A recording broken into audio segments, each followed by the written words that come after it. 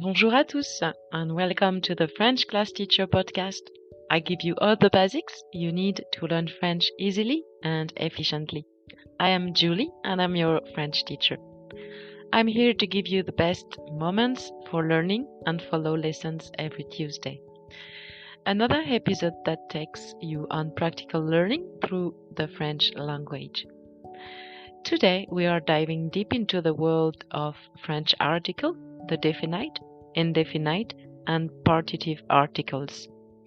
These little words play a crucial role in understanding the French language, so let's get started. I start with definite articles. Definite articles in French are equivalent to the in English. They are used to specify and are invariable in gender and number.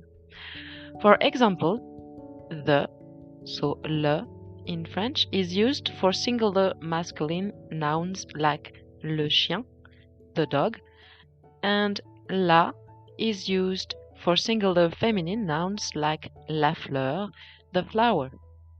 When it comes to plural nouns, we use les, for instance, les chiens, the dogs, or les fleurs, the flowers.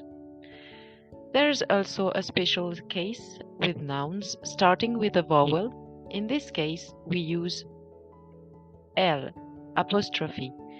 L apostrophe that we call elision, so for both genders as in l'arbre, the tree, or l'école, the school.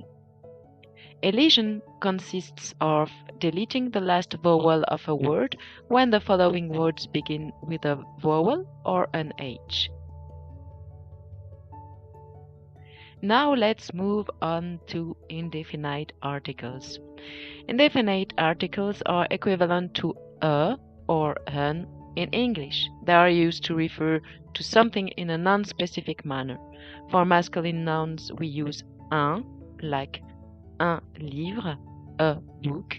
For feminine nouns, it's une, as in une pomme, an apple. And for plural nouns, we use des. For example, des amis, friends.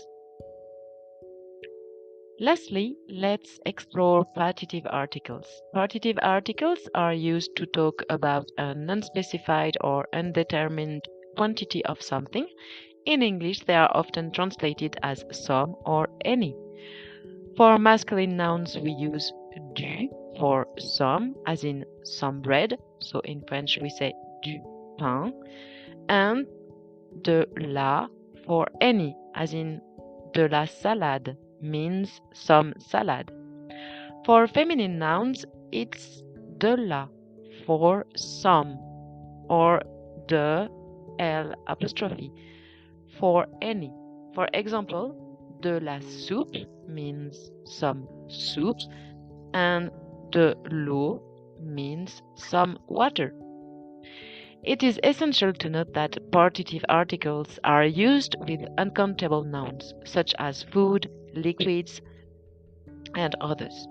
If you can count the items, opt for indefinite or definite articles instead of partitive ones. There you have it. You now have a better understanding of definite, indefinite, and partitive articles in French. These are a key element of French grammar, so practice them as much as you can. That's it for this episode of French Class Teacher Podcast. I hope you have learned something new today. If you have any questions or suggestions for future topics, don't hesitate to share them. À la prochaine. Au revoir.